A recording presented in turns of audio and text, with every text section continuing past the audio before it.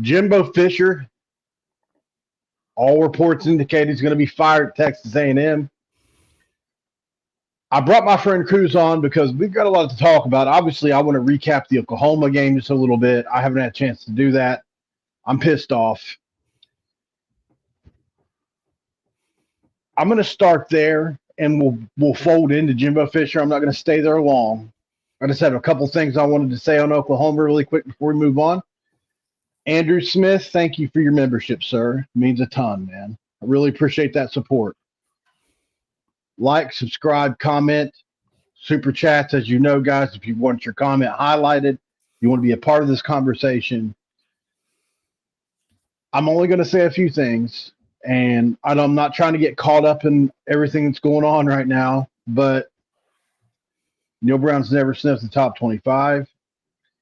He's won very few, if any, big games. He's won a couple, what you consider nice wins, but never a win like we needed last night. Has he done anything close to that? And when pretty much all the stars aligned, almost TCU almost made it a perfect day had we won that football game. And even that, you can't get these guys prepared to go beat a vulnerable Oklahoma team. I don't want to hear people say they're an NFL factory. I don't want to hear it. They lost 2 straight games. They've proven to be vulnerable. They lost to teams that are historically worse than West Virginia leading up to that. And although prime time at Oklahoma, I give you that, laid an egg. It wasn't competitive, just like Texas last year, Texas Tech and Iowa State. I'm sick of it, man. You know, I really tried to back Neal Brown, but once I started looking at it, the combined record of all of our opponents combined that we've beaten this year, 27-32. That's what Neal Brown does. He beats the teams he should beat, and that's it. No further does it go than that. He might beat a team every now and then that is a little better, but never does he beat the teams that maybe he shouldn't beat, or he's certainly not out coaching anybody. So on all sides. Maybe that's staff, call it what you will. So I'm obviously upset. I don't know if he'll ever be what we want him to be as far as a big-time, big-game head coach like Nick Saban is. Obviously, that's the top cream of the crop, and that's not a fair comparison. But you see Nick Saban lose to Texas, and you think, oh, this might be the season. Nope, they're 9-1, you know. So anyway, obviously, bad timing for Neal Brown, probably bad timing for West Virginia a little bit because now Texas A&M seems like they're going to part ways with Jimbo Fisher. Brought Kuz on to talk about that. This is not me saying that I feel like we should go after Jimbo Fisher, but I think the conversation needs to be had. We need to hash it out. Voice of Morgantown's already put a bunch of numbers out today on Jimbo Fisher's record. He's won a national championship. He's 45-25 in the SEC. Neal Brown will never sniff anything close to that, and it's in the Big 12. So there's a lot to talk about. Kuz, how you doing, man? What's up? I'm good. You know I've been boiling over all night long. Yep. I'm struggling to keep my composure, to be honest with you guys. I didn't go live last night for a couple reasons. One of them being that I just wasn't able to have I wasn't able to be rational. I was that mad. So people can say it's just a game and, all that, but to me, it means a little bit more than that. It's a state pride thing. It's my family's enveloped in it. Everybody in my family loves them. I love them. I used to say all the time until I met this community, I don't know somebody that loves their team as much as I love mine. So anyway, Kuz, what do you make of this thing with Jimbo? Obviously, he's extremely successful, although he has laid an egg at A&M by their standards, absolutely. Maybe bad. You call it bad fit. You can call it maybe he's, maybe a little older than the times. Some people have suggested. Can't deny that he gets great talent. Yeah. I want to address a couple of these comments about Jimbo. First of all, actually the comment about, I want to touch on the Brown thing a minute. You and I somewhat disagree on it, Paul, but I also I'm starting to I find myself waffling on this situation, to be honest with you. I can't make up my mind what I want. Or what I think's best. But I saw a comment about the G5 schedule from Bo. Bo, that's actually not really accurate. If you look at somebody, Country Roads 2, I think it was on Twitter last night, posted a actual strength of schedule of every 9-win season West Virginia's ever had. And they were all easier than the one we're playing this year on paper. Okay. But that being said, Dana Holgerson has played a similar schedule, and if not harder, and won more games. He was at least consistently winning 7 to 8 games a year, right? And had us winning, and we won some big games in his tenure over Baylor. Remember when Baylor was ranked 4th in the country? We obviously won the Orange Bowl over Clemson. The upset over Oklahoma State when they were 11th in the country comes to mind. I mean, and I'm sure there are more. The Texas win, the big Texas win when Will Greer hit Gary Jennings in the end zone. They're just Neal Brown has never had any of those moments in his career. None. So that's all fair. But at the same time, I look at the team and some of the improvements that I've seen since the last couple of years, and I have seen some improvements. And I also see that we have a chance to get 7 or 8 wins for the first time in his tenure, and that is a positive, especially considering where we've been, where we were predicted to finish. But I don't want to settle for mediocrity either. So I'm torn here on what I want really to happen and what I think should happen. But I wanted to address that. And as far as Jimbo being a retread, he wouldn't be a retread for us. As far as I know, he's never coached at West Virginia, to my knowledge. Right. If he has, it was probably as a GA or something, maybe back in the day. Something like that. But you want to address that super chat real quick? Yeah, I was just wanting to interrupt you. No worries. Thank you for the super chat, TRM Music. I understand what you're saying, and yes, that was a fear of mine going into the game. But at the end of the day, they were still reeling too, coming off 2 losses. In my opinion, you have to figure out a way. You just do. You weren't ever going to get a more vulnerable Oklahoma team outside last year. I mean, yes, they came together and obviously played a great game, and they were very ready. But a lot of that has to do with depth, first of all. And you can say that's a mixture of just the landscape mixed with this, these guys are just hit and miss on players. And when we face teams like Oklahoma who have a mobile quarterback that's not statuesque, we struggle, right? Guys that can make plays outside the pocket, we struggle with because we are a zone team. And guys that can extend plays, roll around and find soft spots, destroy us. And Dylan Gabriel was top 2 or 3 in the country at that. I knew going into the game that it was going to be hard to stop him. I was just kind of hoping that we could get there, but we didn't. You'd always hope, right? So that said, that's my opinion. You got to figure it out, man. Listen, Dana did, and others have too. So just my opinion on that. So back to what you were saying, though, Coos.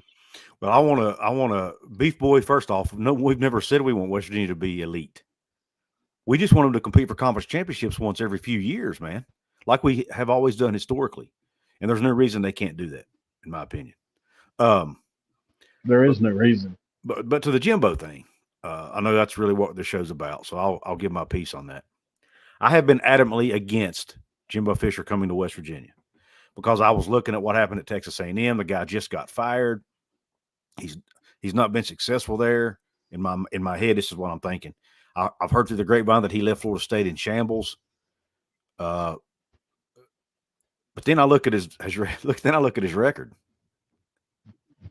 Jimbo Fisher has been a Power 5 level head coach since 2010 when he took over Florida State. You know how many losing seasons do you think he had in those 14 years of coaching? 1. He has 2, I'd actually. guess. He has 2. But 2 in 10 years. How many has Neal Brown had in 5? Right. The same amount, right? Yeah.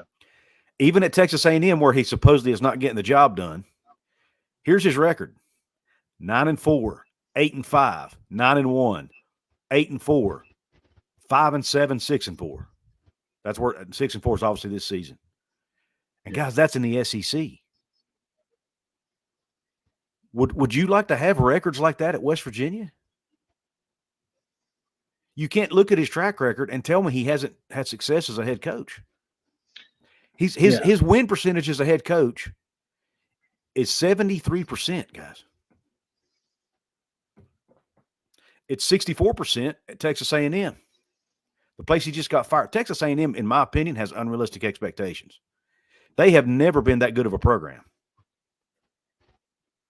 They're basically the same in the SEC as they were when they were in the Big 12 years ago. They're just making a lot more money now. So their expectations are a little higher. But they're playing better competition. You could argue they were playing better competition. The Big 12 back then was really tough. They're in a similar situation as Penn State is, in my opinion. Yeah, that's a good comparison. You know what I'm saying? They're always going to be just behind LSU and Alabama, maybe Ole Miss, Georgia. But anyway, I'm not saying Jimbo's the right hire or not. I don't know that I have an opinion on that yet. I need some more time to digest it and think about it. But I think there should at least probably. I saw someone put on here that they should at least have the conversation, and I think that's fair. Yeah. One thing I'll say, you and I kind of disagree on the schedule. Coming into the year, it looked like it was possibly going to be one of the hardest ones. It just hasn't come to fruition. Outside of the Penn State game, and even that game doesn't look as hard as it did in the beginning of the year. They've kind of regressed a little bit. Obviously, Pitt's got the worst football team they've had in a long time, and that's including some 4-win teams that they've had. Duquesne is Duquesne, and TCU has not been what they were last year, obviously. Texas Tech was supposed to be the dark horse Big 12 possible champion. UCF is a 500 ball club. It's just been really a lot easier slate. When you like I told you with text earlier, I could never be convinced that replacing Kansas State, Kansas, and Texas with UCF, BYU, Houston, and Cincinnati, I'm never going to be convinced that that's a bad thing. We got lucky with that. And to be frank, I think that's why we're going to have an 8-win record. If we had to finish the year with Kansas and Texas, what would the record be then? So, I just think it's a fair argument to make, So, I didn't want to use this against Neal Brown because at the end of the day, the argument is you can only play what's on your schedule, and that's true. But at the end of, all he had to do was just win a big game this year somewhere, and you only had a couple chances to do that for me to buy in fully. I could accept the easier schedule if you just win a big game. Hell, if we were even competitive last night, I was still going to be. I could have swallowed it a lot easier. The way we got beat, it's just happened too many times now. We had it twice last year. We had Oklahoma State during the Major Harris retirement ceremony. That was an awful beatdown to that team. And it's just been a bunch of beatdowns like this. We're usually beating people down, and at least that since I've been alive. So anyway, Jimbo Fisher loses, but he loses close games. And the last time he played similar talent that the Big 12 has to offer was when he was in the ACC, and he dominated there for quite a while. Yeah, they did take a downward turn during the end of his career, but even the last couple of seasons, he went his last 2 full seasons. His last 3 full seasons at Florida State, he went 10-3, 10-3, and he did go 5-6 his last year there. But I think that's when things have started going south there for him, and there was a lot of. He didn't like how the staff administration was doing things, and so that could have played a role in it. They weren't willing to pay his assistant coaches like he wanted. That was really the big disagreement he had with them, and ultimately it was the reason he left that program was because they won a national title and wasn't even paying their assistant coaches at the level of a lot of other major programs around the country at that time. I got 2 super chats here, man. Go for it. Let me get 2s real quick. Jacob Yoho says, Coos. Mm-hmm. My question is, how good is Jimbo with NIL? I think it would be elite. Well, look at the recruiting That's what he classes he's been does. bringing in at Texas A&M. He's been, and that's one reason their fans are so upset, is because he's bringing in top recruiting classes and then not winning with them. But maybe he can win with them at West Virginia. I don't know. A lot of times coaches just aren't good fits for schools. Like Rich Rod at Michigan. It just didn't work there. He wasn't a good fit for that program. That doesn't mean he's a bad coach. Maybe Jimbo's the same thing. I don't know. Maybe he just wasn't a good fit at A&M. And I'm not smart enough to say whether he was or wasn't. But maybe he just wasn't a good fit. But nonetheless, he's going to get paid a boatload of money to walk away and to not work. Right. And Big N 824, just a 499 super chat. If you want to put something down in the comments, certainly we'll answer any question you have, man. Thank you very much for that super chat. It means a ton, man. I like to say this in every show. This is what I do for a living.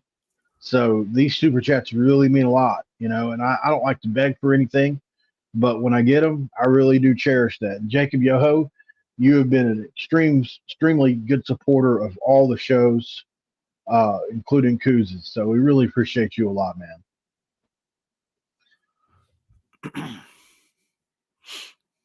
What do you think about that, Coos? Yeah, and he's right. I'm not saying he would recruit at the same level at West Virginia, but he wouldn't have to. That's the point. We're not in the SEC, and the two teams that in our league that are good enough to compete in the SEC are leaving to go to the SEC. We're not going to be competing against against Alabama's and the Georgias like he is. You know what I'm saying? So we wouldn't necessarily have to recruit on that level. And West Virginia's NIL game, guys, from everything Paul and I are hearing, is going to be really good. So, which is another one of the arguments for keeping Neal, but that's another discussion. Our NIL game should be better this year than it has been so far. And if Jimbo can utilize that, who knows?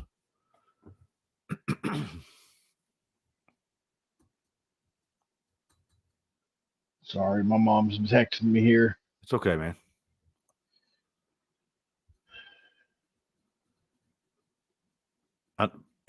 That's a pipe dream, Jacob. I mean, listen, I would obviously love that to happen, but I would be shocked if it did, to be honest with you. There are just a few teams ahead of us. I mean, namely the people in the ACC, to name just a few. And even if it came down to the Big 12, some people think Oklahoma State, maybe TCU, UCF would be teams that we looked at ahead of us just because of the bigger picture. I'm just being realistic. But that could also be being expecting the worst, So I'm not saying we're not worth anything. I'm saying that's how other people look at us, kind of thing. So what do you think about that? I agree with you. I mean, I think we would be, we might be 5th, 6th, 7th on the list. I don't know. But we're definitely not top 4, I don't believe. I mean, you got UNC, you've got Miami, you've got Clemson, Virginia Tech, which pains me to say, but I do think they would get them before us if they had a chance, potentially. So, yeah, I mean, I don't think we would be top of mind for them at all. Who's this guy? I don't even think I've ever seen him before in the chats. Now, he's been active today, though. Yeah. You want to address the one from Big N 824 since he dropped a super chat? Yeah.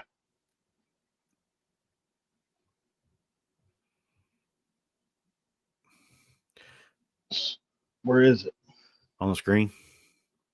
Oh, I'm looking for the comment. Sorry. Unless something crazy happens in the next 2 weeks, Brown is probably safe, sadly. I don't know. I think Rimbaker's not dumb, and certainly Neal isn't, for lack of a better term, his guy, right? He didn't hire his guy. So, I mean, you make a fair point, but I wouldn't be surprised to see Ren evaluate this after the end of the season. I think he realizes the fans are restless. And if he can't look at this and see that more should be being done, and look, certainly you can tell the one thing I think we all can agree on is if this roster stays together and they add some pieces, yes, I think it could be good. But when we get beat last night, I'm like, it just makes me want to say blow the whole damn thing up. You know, are the pieces on this roster really as good as I think they are? I don't know. I'm not a professional talent evaluator, even though I like to pretend like I am sometimes, right? I sit here and look at these guys, man, and I'm like, Jaheim White looks like he could possibly be one of the best backs in the league coming into next year, and then something like last night happens and I overreact. So I'm just obviously there's some satire there, but um I don't know, man. I don't know what we need to do. It's like I'm glad it's not my decision. You and me both, man. You and me both.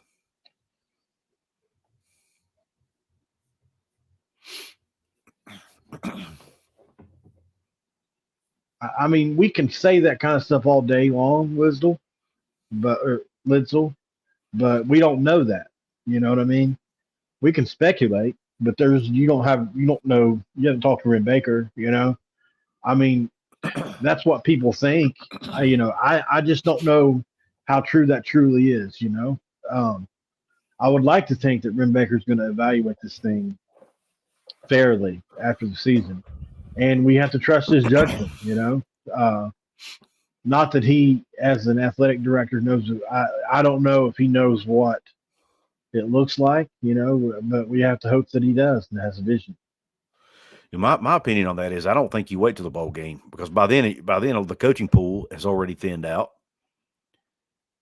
I think if you're going to make a move, you need to make it no later than the end of the regular season.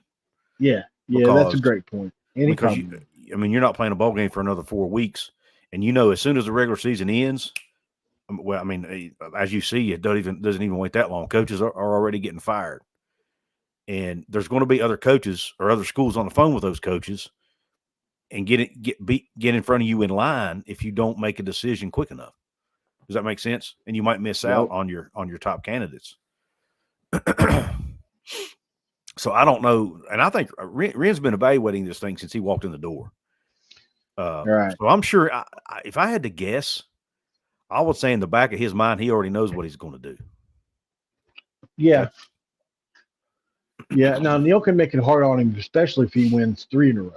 The last 2 in a bowl game. Right. I think if he wins the next 2, he's coming back, no doubt. That's my opinion. I could be wrong. But if he drops one, I mean, we're playing arguably the 2 worst teams in the conference the next 2 weeks. Yeah, I mean, listen, we're capable of losing to Baylor. I think Baylor has shown signs of being pretty good at times this year as far as able to score. I mean, Blake Shapen is a good player. I would take him at quarterback in a heartbeat. I think you can put him on a really good football team. He's shot. But so, and he's mobile. So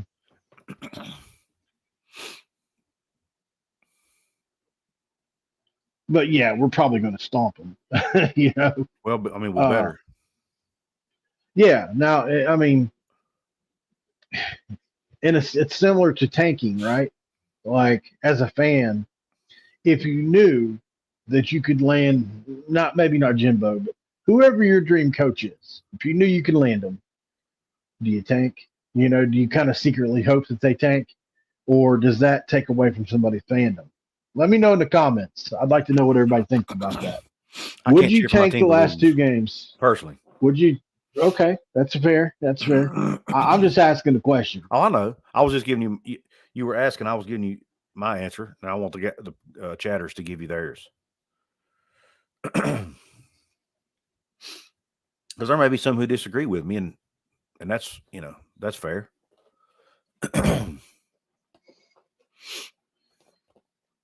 Sort of people saying here.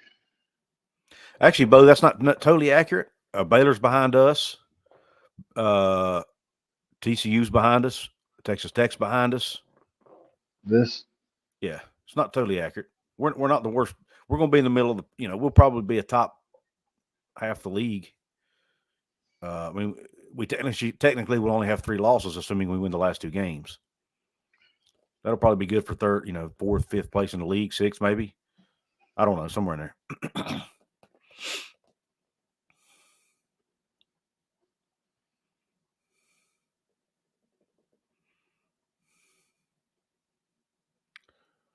Kenny's adamant that he wants to keep everything intact. See? Right. Which is fair. Yeah. I'm listening. I'm like I said, you went, in my opinion, man, if we're going to do it that way, we've got to win at least 2 of the last 3, preferably all 3 games, including the bowl game. And really come into this thing with some momentum so you can sell to some recruits, hey, because so we seen it last year. We saw recruits pick places that would put them in the best position for the league that could also pay them a little. So, like, a guy will take a pay cut if he's going to be on a good football team that's going to showcase his abilities, right? You can sell 9-3, right? Or I'm sorry, 9-4, right? You can sell 9-4 and the potential of a team to somebody. So I think that's what we need. If you're going to keep it all together, you say, you win the next 3 games, you're 9-4. Everybody would be excited about that next year. I think, we would have to be. We would have to buy in. I would force myself to. And there are things to be excited about. It's not like there isn't. I know I was just talking earlier, but I mean, like I said, the other day on the show, we got 4 linebackers that I think could start anywhere in the Big 12, just about. One of them is, 2 of them, 3 of them, I'm sorry, have been injured at times if you count James Hurd Jr. So that right there in and of itself is something to be really excited about. And then you just have to get better in the secondary. Hopefully, try to keep Aubrey Burks and better on the defensive line. Bolster the offensive line and skill positions. Like, there's a lot to do. There's work to do. But it's not impossible. I think you got to expect to lose 20 guys. I think Neal said that, right, Coos? And then you got to hope to add at least what you lost plus a few more in the transfer portal, and hopefully with some support at 9-4, you can have Power 5 players. Like so the good teams do. So, if you're going to sell somebody on keeping it together, that's how you do it. At least that's how I hope we do it. Yeah, so, it's all fair.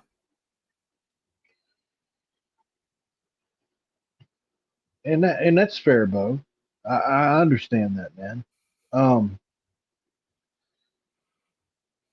I just, that's the problem though, right? Like, I think a lot of people feel this way today. But if we win 2 in a row, does that change? I don't know. I don't know how the donors are looking at this whole thing. But I can promise you this, for a lot of reasons, Jimbo, at least, and especially in his first year or 2, would convey. I just have a feeling he would get something like what Bob Huggins got for basketball. Okay, if you're going to win it, let's do it. Here's what you need, right? I have a feeling Jimbo could kind of command that. I think, he's got the cachet, right? What do you think, Coos? Cachet, yes. I just don't know. I'm not sure. I know he's from Clarksburg, and he still has family in Clarksburg, but he's been away for so long. I'm not sure how many relationships he still has with donors connected to West Virginia. Maybe he does. I don't know. I'm sure he runs in some of the same circles as some of those people, probably. Right. Most notably, you've got to have a good relationship with Ken Kendrick, and you've got to have a good relationship with Oliver Luck. I don't know where that is. I'm not saying that's a necessity, but it definitely helps. But yeah, I mean, relationships matter in well, not just in that business, but in every business.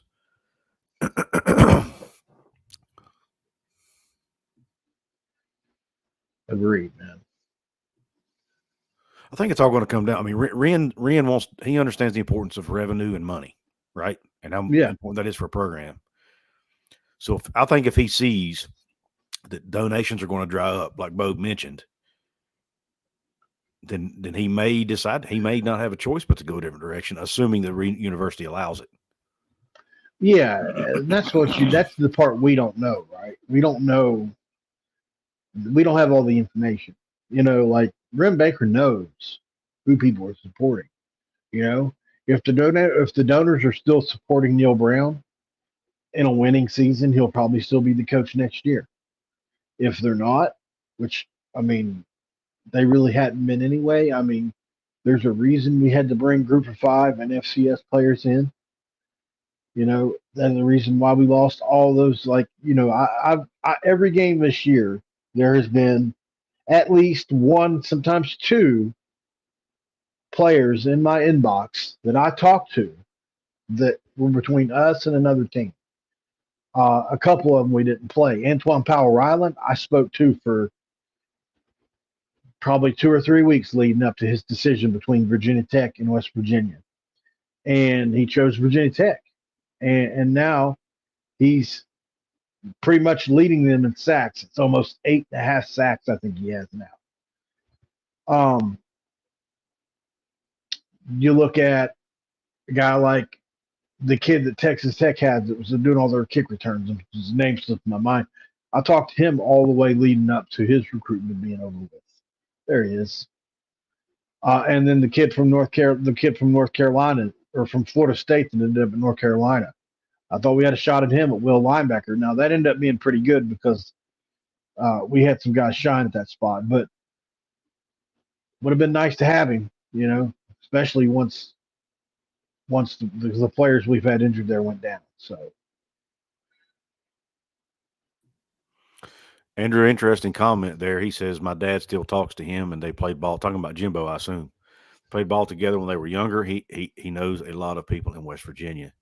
Andrew, I actually have. I'm not surprised. Yeah, I actually have a connection with someone who also knows Jimbo personally.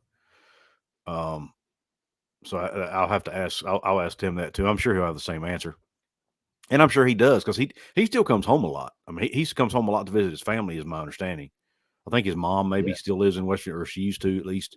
Don't know her status, but he still has family in West Virginia and still comes back home to visit family. So I'm sure he hasn't lost and obviously the person I know is still in West Virginia, so he still has a lot of his old friends there, a lot of his family there. So I'm sure he has a lot of connections. Wouldn't surprise me at all. And remember, he almost had the job once in the past, but they couldn't agree on the money, so he walked.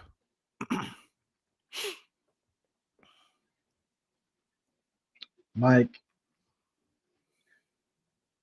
some of your point I agree with, but at the end of the day, he's not dealing with anything that most all coaches are having to deal with, and that's constant roster management.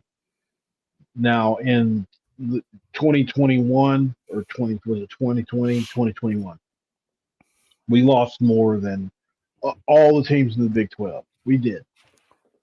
But that's been 2 seasons ago now. And it's been pretty normal by other team standards the last 2 cycles for Neal Brown.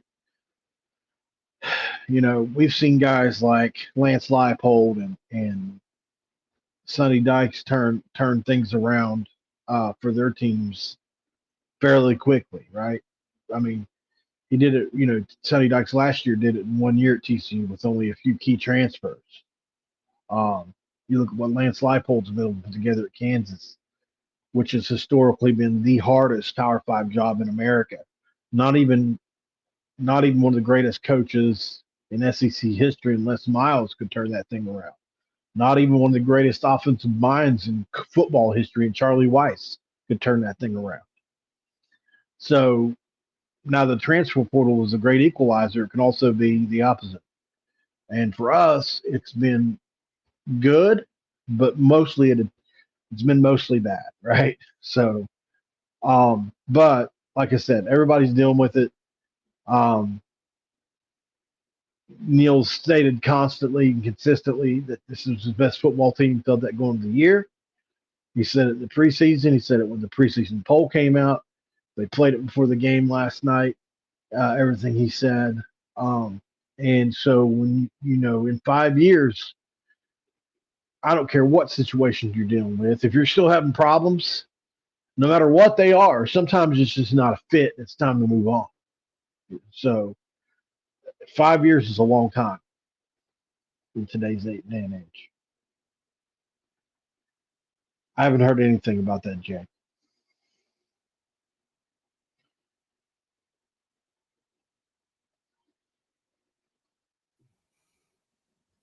I'm assuming you're asking somebody else that. Oh, didn't see that. Thank you. It's all right. No worries. He still coached them. I mean, at the end of the day, he still had to coach those players. He took the same players that Gary Patterson couldn't get over the hump and got them over the hump. So there's two sides to every coin on that. You know what I'm saying, man? I get your point. You could say the same thing about Dana Holgerson, that he took Bill Stewart's players. You say the same thing about Steve Fisher in Michigan, right? It's basketball reference, but he took somebody else's players and won a national championship. So, or went to the national championship. So, I mean, sports is full of those kind of deals. At the end of the day, who developed and coached that team at the time that it happened? I could have sworn I had that dang phone off this time, but I guess I didn't. Sorry. Can I answer this question from Kenny? Yeah, absolutely. Kenny, I disagree with you, man. I love you, but I disagree here because Jimbo Fisher has a championship ring he can flash around when he walks in your living room. You don't think that means something? Yeah. Neal Brown doesn't have anything even close to that. I mean, he doesn't even have. He has a bowl. He has a Liberty Bowl ring. That's not the same. Sorry. Sunbelt Conference Championship ring. Don't even have a conference. I mean, Sunbelt or whatever. Yeah, the Sunbelt Conference Championship, maybe. I'm sorry, man. I disagree with that. And I'm not saying Jimbo's a great coach or not a great coach. I'm just saying I don't think Jimbo and Neal are mirror images of each other at all. One has a lot more pedigree than the other. A lot more. I'll tell you exactly what I thought. He kept saying one of his most annoying things that he says. One of the things Neal Brown says that annoy me the most is, I wouldn't take criticism from anybody I wouldn't take advice from. That doesn't mean it's not there. It doesn't mean it don't exist. And that don't mean it's not coming for your ass, because it is. So I hate that saying. You can say you got to say what you got to say to huddle around each other, whatever the hell you want to call it. But best believe that the criticism is going to come your way, whether or not you want to listen to the shit or not. So that's how I feel about it. Mm-hmm. I kind of thought the same thing. To be honest, I'm not a huge fan of that statement either. Because basically when he says that, he's throwing shade at the media and other people who want to be negative, who cover the team. And he'll sure as heck take the praise. I mean, to me, he might not be mean it. He may not mean it that way, but that's how I take it. You're just taking shots at anybody who wants to be negative and criticize what you're doing. Right. And it's literally our job. It's not there. I mean, it's literally our job. I mean, I don't get it. And I'm not saying, but I understand for his own benefit, he probably has to have that mindset. If not, the criticism gets to you. You know what I mean? And he probably doesn't want to let it get to him. So I don't mind him having that mindset, but he probably shouldn't say it out loud. That's kind of the part I have a problem with. But Neal's been extremely transparent this year. You've got to give him that. He has been really transparent this year. He seems to be a different guy than he has been in the past. I think he's just kind of, he's in that phase of his career. He knows it. He knows that he knows he's coaching for his job. And I think he's just kind of in that he's just kind of like, F it all, man. I'm just going to be me, and I'll let the chips fall where they may. And which I respect. I respect the heck out of that. And I respect him as a person. Yeah. But at the end of the day, man, you are getting paid $4 million a year to do one thing. Well, more than one, but one main thing. And that's win football games. When you keep West Virginia in the national limelight. And you have failed at that for 4.5 years. We'll see how this year ends up, but 4.5 years, basically. It just blows my mind. When you look at his road record, and especially against ranked teams, I believe he's still never won a game on the road against a ranked team at West Virginia. I think he's still over on that. And then you look at obviously his road, like I said, his overall road record, his record against ranked teams on the road and maybe altogether, I'm not even sure. It's just porous, man. It just is. It's worse than average.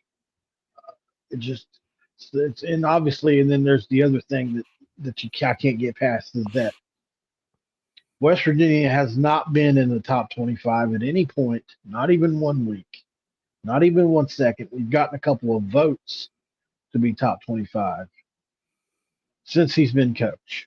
And you have a chance to probably put yourself in the top 20 with the win, and you don't get it done. Guys, here's I'm gonna throw this out there. I don't usually do this, but when you listen to any former player, I don't want to say all, but most former players out there who have podcasts or YouTube channels or whatever, none of them will come out and say to fire Neal Brown because they're not going to do that. That's not who they are.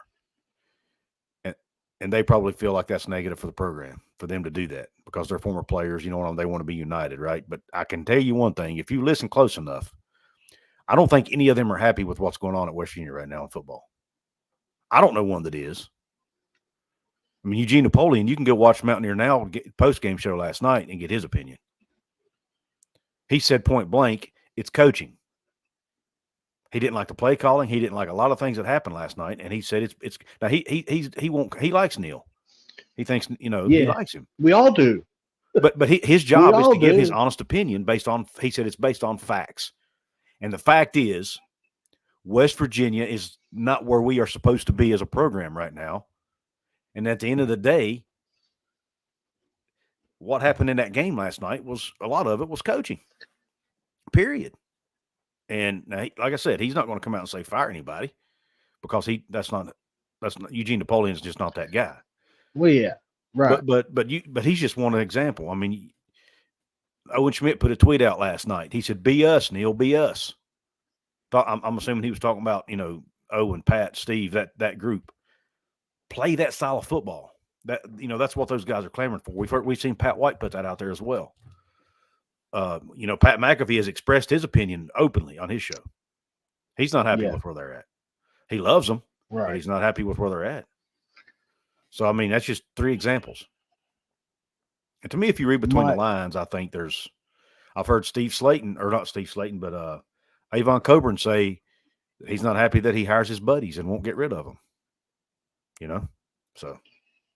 It's a fair question. It's a fair, a good coach. And as somebody put that on there earlier, another big difference between Jimbo and Neal is the quality of coaching staff would probably be better for Jimbo overall, especially since if he were to be hired, I would say that a lot of the guys at Texas A&M would come, but some wouldn't. Obviously, he would have to get another offensive coach again. It would certainly change from what it was has been, but at the end of the day, there's a lot of pros and cons for each, right? And like I said, I didn't want to come into this today saying, let's do this, let's not do this, but we're going to lay all the facts out and have a conversation. I haven't said at one point, in any point during this, I want Neal Brown fired and I want Jimbo Fisher in, but I do think there are a lot of very compelling arguments to be made for either side. And I think Coos feels the same too. So, we could both be talked in. We were just talking about it yesterday. We could both be talked into this roster, probably being excited about it, even after all this. That's just who we are as fans. At the end of the day, we lean on although we're negative, both of us at times, we both lean positive when it comes to the future and probably always will, and that's just comes back to the love for the program, man, and love for the state, and love for you guys, I mean, at the end of the day, we're all look at the support we have as West Virginians. It's really second to none in this community, YouTube community, on social media. We do well, and that's because we all come out and want to show our state pride, and that's one thing I always love about you guys and us. Somebody asked the question, Coos. I think it's probably a question that hasn't been brought up yet, which I think is an excellent question. I can't find it. There it is. Mike, you brought this up. Thank you. I appreciate that, by the way. I'm from Dingus, West Virginia. Coos, can West Virginia afford to buy out Neal Brown and hire Jimbo Fisher? I don't know. I don't know what Jimbo Fisher's going to demand. Well, they're asking you to speculate. Yeah, speculation. It's a lot. Yeah, I don't. When it comes to numbers and things like that, I don't like speculating. I just feel uncomfortable. But in my opinion, I think they can. They just got to be willing to come off the money. And at the end of the day, it's going to come down to the donors and what they want, to be honest, because they're going to be the ones paying most of the salary anyway. I think with Jimbo, the most important question is going to be, are you going to be willing to pay his assistant coaches what he needs them to make in order to hire the right staff? To me, that's the key right there. Like Paul mentioned, he's going to want to bring in a really good staff, and he's going to want them paid. And West Virginia is not known for paying assistant coaches very much. Let's just be honest about it. So, right. And we all know we're more able to now than we were in the past. Yeah, and West Virginia is going through some financial troubles right now as a university. So that could be an issue. But I think they could figure out a way to come up with the money if the donors, especially if the donors wanted it bad enough. There's another super chat.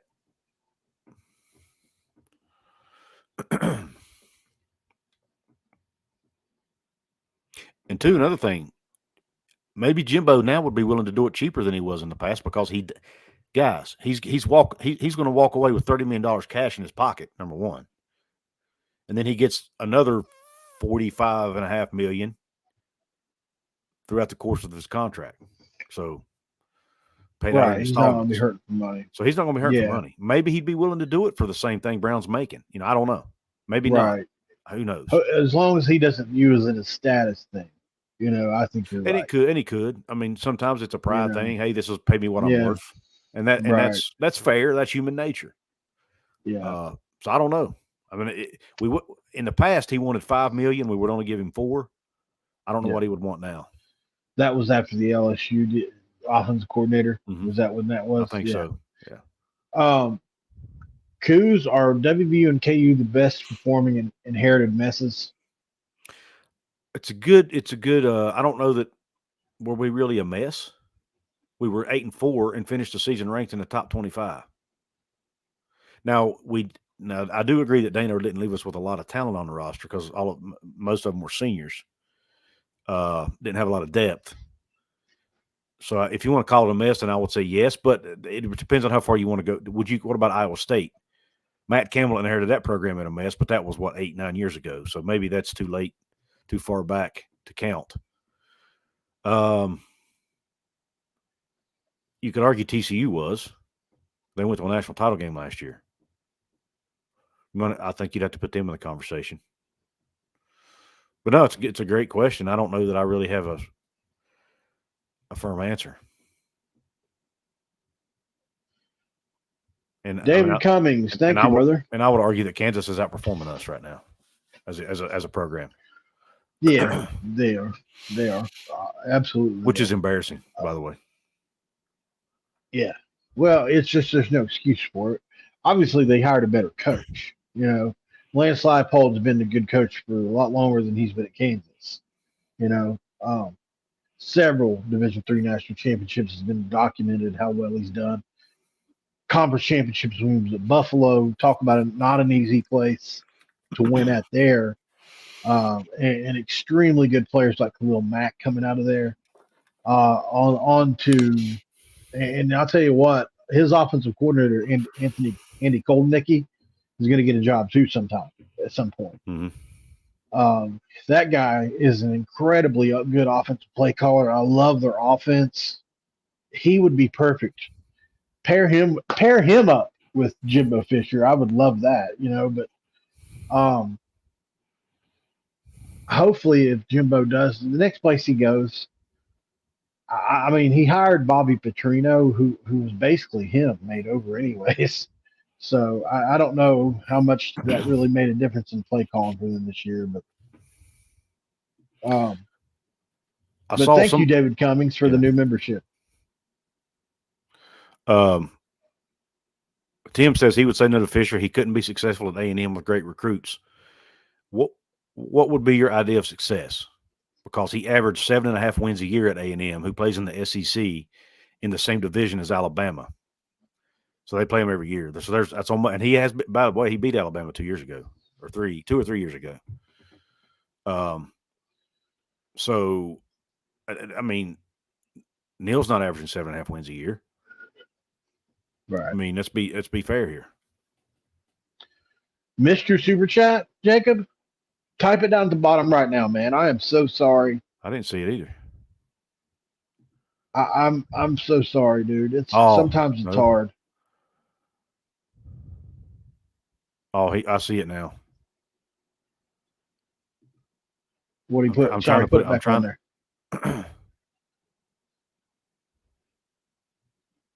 Cincinnati and us have a rivalry a little bit. Yeah, I agree. I'll never forget the Tony Pike 2-point conversion to beat us. When he was down there, I broke my fan. I was extremely mad, and I heard that on the radio. But yeah, I hated playing against Tony Pike. But yeah, I mean, when they had Butch Jones, they were really good.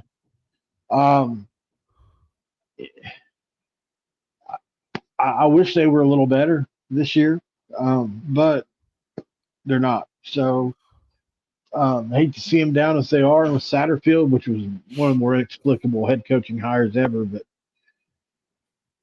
then again, look at that roster he put together at Louisville finally shining this year. But yeah, I mean, yeah. Thank you for the super chat, Jacob. I would love to see this game continue to be protected, along with Central Florida, but unfortunately that didn't happen. Tyler Cobb, thank you for the 99-cent super chat, brother. Don't see a comment associated with that.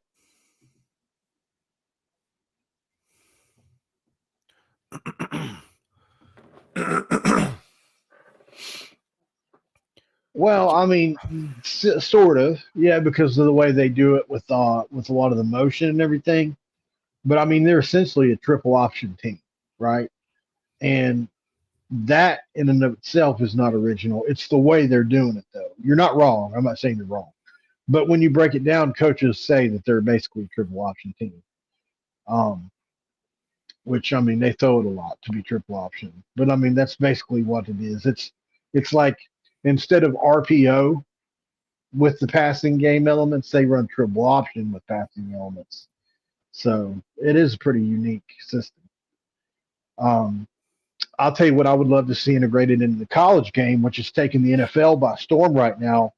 The simulated pressures, which now, as of today, calls more incomplete passes than any other thing in the NFL, more than blitzes and more than coverage, simulated pressures. So I think that's going to be the next thing you see in college football if they've got time to teach it. I don't know if they have enough time to do that like the NFL does.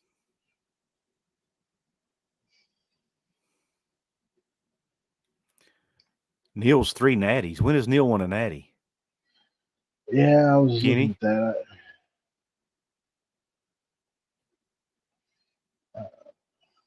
I think he's off on that one.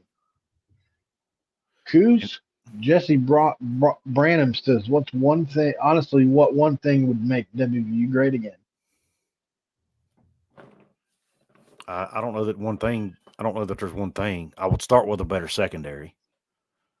I mean, our secondary is, with the exception of Beanie Bishop, is bad, point blank bad. Yeah. Maybe Aubrey Burks, but he didn't even look great last night. I saw Drake Stoops one time turn him in a circle. That was embarrassing on national television. But anyway, I mean, it happens. You play the game long enough, that's going to happen to you. And Drake Stoops is no slouch either, by the way. He's a good player. But speaking of Drake Stoops, I think Wren should make a call to Bob Stoops. See what he's doing these days. Obviously, I would take him over Jimbo. Hey, you bored? Because Drake's a senior, right? Yeah. Maybe he'll want to get back in it. Who knows? Maybe not. I threw that out there kind of tongue in cheek, but who knows? Hey, guys, Wren's got connections. I trust He Ren Baker. does. Ren's back. I mean, you saw the picture he posted on Twitter with Oklahoma's AD. I mean, they're really close. They went out and had dinner and lunch together. You don't think those guys sit and talk about the up and coming coaches and who's out there? And I mean, Oh, you know what I mean? He'll rely on his connections in the industry to find out who the coaches are out there. So, and who actually is interested in a job. And heck, maybe he was going to God, I don't forgot his name when I just said it. Joe Castiglione. Maybe he just went to Joe Castiglione and said, "Hey, what's Bob Stoops doing today?" Yeah. And a lot of the other thing about Ren is he's been mentored by a lot of these guys that you see him with. Yeah. Like Mac Rose. And yep.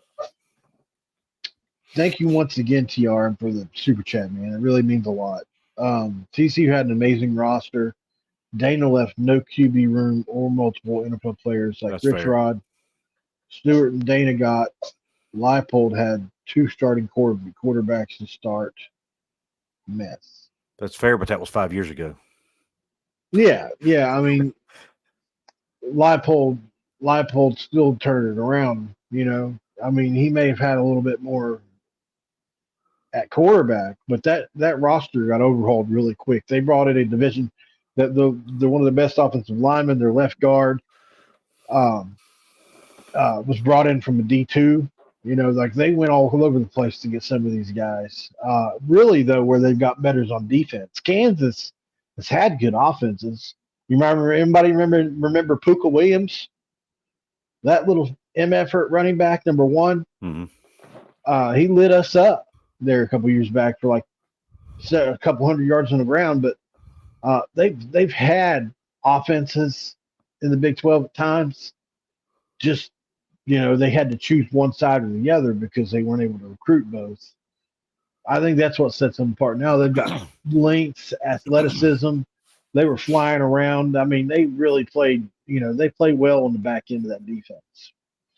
But yeah, I mean, I see what you're getting at now, TRN. And that's. I mean, I think most of the fan base gave him a pass for the first 2 to 3 years, honestly, because we knew what Dana had left for the most part. Yeah, right. But now that we're 5 years in, yeah, it's time. You can't keep harping on what happened 5 years ago. You know what I mean? Right. Exactly, Coos. No more excuses. He's had time to get his own guys in there. Yeah, Tyler. Can anyone say, you're asking, honestly say Neal shouldn't be fired after 5 years of not being ranked, not being a single good team this year? Texas Tech and UCF might turn out to be average teams anyway. They both end up winning yesterday, and I think might be both 5-5 now. But those both might end up. I think they're both playing really well towards the end of the year. But I mean, they're not. Wouldn't say they're considered to be good teams either. You can't have 5 losses and be good. But you're right, though. Absolutely right. At the end of the day, it's been 5 years. I mean, I have to remind myself of that sometimes. Even when I was trying to convince myself to buy into Neal finally, because I've always held on to what Frank Beamer did at Virginia Tech, lost for 4 years or 5 before he turned it around there. But it was just, at the end of the day, they're just an apples and oranges comparison. There was no NIL era then. You could develop players then. Players couldn't transfer. He had a really different view on special teams and really started there and turned with the turnaround. And unfortunately, we just can't keep our players here long enough to, even if you do get some really good players, can't always, the players that we lost, if we still had, maybe we would be more of a contending team, but that's another piece to this. I don't know, man. But at the end of the day, it just hasn't worked, overall. It's worked at times, but not overall.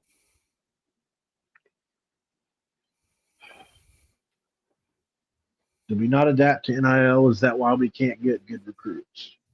Well, I mean, our recruits, I would say, are good enough. Well, what we do in high school recruiting is good enough, um, especially if they stick around and because you let us develop them.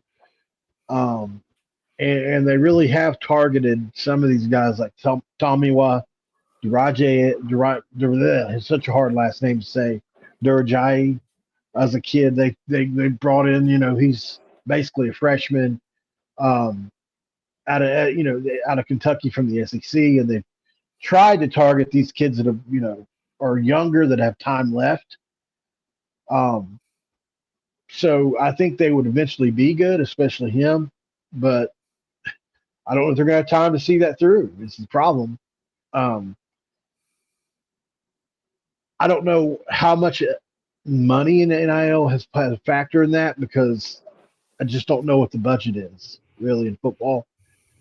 Certainly, there's a lot more players to have to get, so I don't know.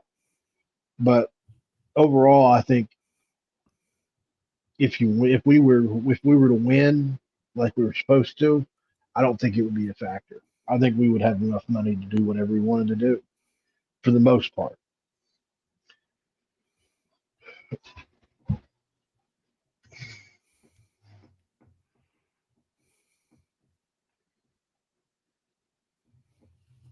Is that what he did?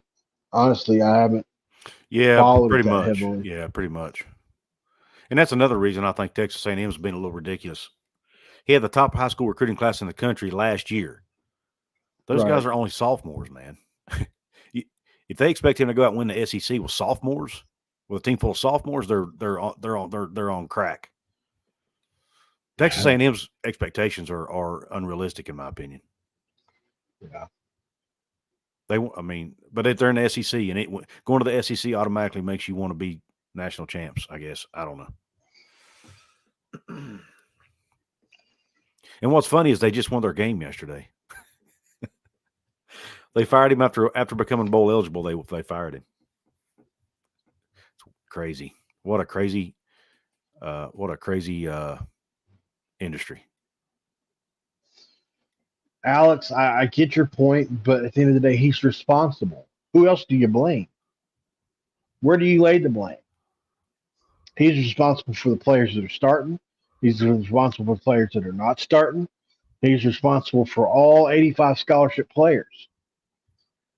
He's the reason. At the end of the day, he signs off on. And listen, Neal is reportedly pretty controlling over the roster, and he likes to make the final decision on every player. So that means he has a hand in every player that's on this roster, from Luke Hamilton to Rodney Gallagher. Who, by the way, will leave if Neal goes. The guys at 24/7 said that Neal Brown is the reason Rodney Gallagher's here. Yeah. Oh, I'm not saying you can't base your decision on that. I just wanted to bring that up since you mentioned his name. Absolutely. It made me think about it. Right. Yeah, I wasn't coming at you over it, but I know. And I'm sorry. I know that was kind of random, but yeah. That's kind of how my brain works. Listen, I love Rodney, and I think he's going to be a good and possibly great college player. Would not keep a coach over him. I wouldn't keep a coach over Calvin Johnson, much less, him. So, you see, we played Calvin Johnson in the Gator Bowl. So they weren't playing in some big, huge bowl game either that year. All right. What's John Waffle doing? Nothing, actually. He asked. He asked a question. He said, "I'm not trashing. I was just curious." Somebody accused him of trashing. All he did was I ask had no a question. context. Oh, okay. He had he said, Neal is a great coach, and you guys are just complaining because you lost to an amazing team. Oh, gotcha.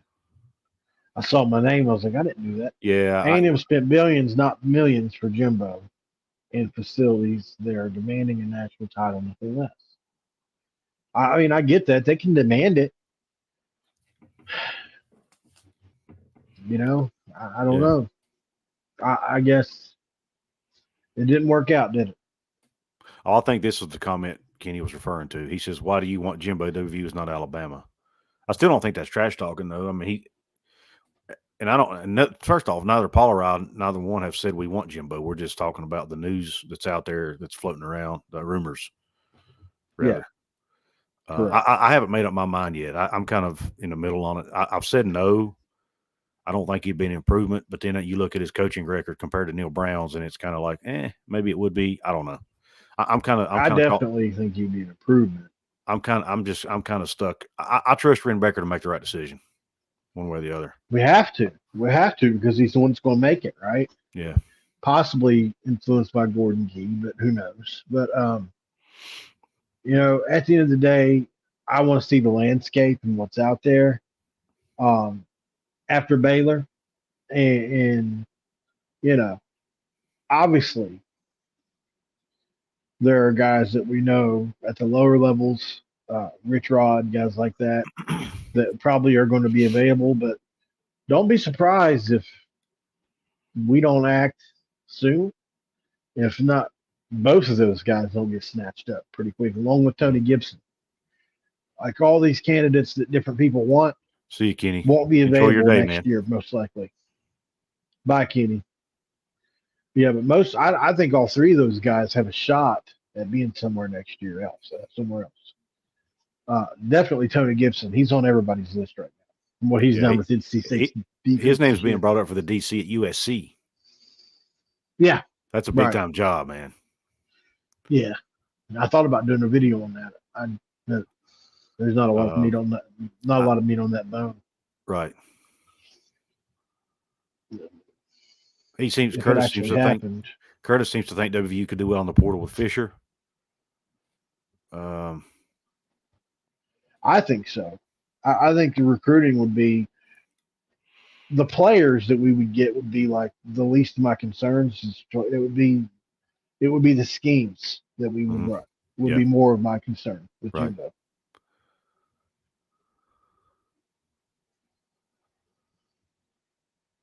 Bo, that's a fair statement, man. And I'm sure you're not the only person who feels that way, man. Yeah, we certainly appreciate your contributions, man, however big or little. It's kind of how I am, Tyler. I'm not for or more against him at this point. I just want to win, man. And I just want to win. Well, Coos, anything else you want to talk about here, man? Anything else you want to bring up? No, I'm good, man. I appreciate you having me on. I appreciate you for coming on. Yeah, man. I was just kind of sitting around. I'm going to take care of a few errands around the house today. Maybe get out some Christmas decorations for the wife to put up later. Maybe put up some stuff outside because it's kind of warm here today. Okay. And I had a little bit of time, so I always enjoy coming on and chopping it up about the Mountaineers, man. 55 people in the room. If you don't care, guys, 53 now. And we move need your to give a finger shout or out your mouse clicker over. Just hit that like button for me real quick before you all go. I'd appreciate that. Leave a comment if you don't care. This episode of Mountaineer Paul Talks Football has been brought to you by Dutch Miller Automotive, where friends and family pricing means you get the best deal right up front and on any new or pre-loved vehicle in stock every time. With brands like Chevrolet, Chrysler, Dodge, Jeep, Ram, Hyundai, Ford, GMC, Buick, and Subaru, the Dutch Miller Automotive family is always growing and ready to put you in the car or truck you've been searching for. Check out our inventory across West Virginia at DutchMillerAuto.com, or you can come in today to the home of friends and family pricing, only at a Dutch Miller Automotive store near you. Yep. Shout out to Dutch Miller for supporting us here on the show, on my show, on the Hoops from the Hill show. They've been a big supporter of us here, and we appreciate them. We ask you guys to show your love for that by supporting them when you're in the hunt for your next vehicle or your next service appointment. If you need your car serviced, they can do that too. And they do have locations outside of West Virginia as well, so look them up. Go online and check it out and see where they're located. Because if you were the AD, what would you do today? That's a good question. I honestly don't know the answer to that. And he asked you the same question, by the way. I mean, you got to play the season out, see what happens. See how the team looks the last 2 games of the year. It's all you can do. Yeah, that's kind of where I'm leaning to. I don't think you make a rash decision based off one game. Now I know you're going to say, well, we've got 4 years. I get that, but Ren Baker wasn't here for those 4 years, so he's probably not going to look at that. I'm trying to put myself in his shoes right now. I don't think he can look at what happened before he got here. You know what I mean? What he can do is talk to donors. He can talk to stakeholders, which is, the board, all those people. President Gee loves Neal Brown, guys. We got to remember that. So it's probably going to be hard to fire him. Let's just be honest. So I don't expect it to happen because Gordon Gee cares about a lot more than winning games. Whether that's good, bad, indifferent, whatever. That's him. He didn't like Dana Holgorsen because he didn't like his image. I mean, it's. Yeah. But yeah, I think you play out the regular season, see what happens. I don't think if you do decide to fire him, I don't think you wait to the bowl game to do it. I think you go ahead and do it after the Baylor game, and then you move on. And that'll be our biggest indicator. Oh, sorry. No, I was just saying that way you get the search started. Because if you wait till later, you're going to get passed up. You might miss out on some good coaches, and then you put an interim in for the bowl game. And go from there. Well, I think one way or the I'm sorry. I think one way or another we'll know something in the next 2 to 3 weeks. Right. Might as well. I was going to say, Ren Baker has said on multiple occasions he likes to have a lot of time to do this. So if Neal Brown is not fired right after the Baylor game, it's not going to happen. It's not going to. He said on multiple occasions he just wasn't prepared for the Bob Huggins situation. He's not a guy that makes decisions without thought. So you can bet your bottom dollar that if Neal Brown isn't fired after Baylor, then it's probably not going to happen, and most likely. So obviously Neal controls that destiny. Probably, most likely, eight wins is probably obviously going to be enough. But if he loses any one of these last 2 games, I think there's a real question. Yeah. Then we can really question it. So really appreciate you guys for coming in. Don't forget to like the video. Like we said earlier, leave a comment if you're watching this after the fact. And certainly if you're not subscribed to the channel, hey, look, I'm almost to 2,000. So try to be that 2,000 person for me if you can. Don't forget to go to Kuz's Corner and subscribe over there, along with Hoops from the Hills, our shared basketball channel, which obviously the basketball team hasn't been much better this weekend, but we're going to be covering them going forward as always. Hope you guys enjoyed this episode. This has been another edition of Mountaineer Paul Talks Football. This episode is over. Kuz and I are out.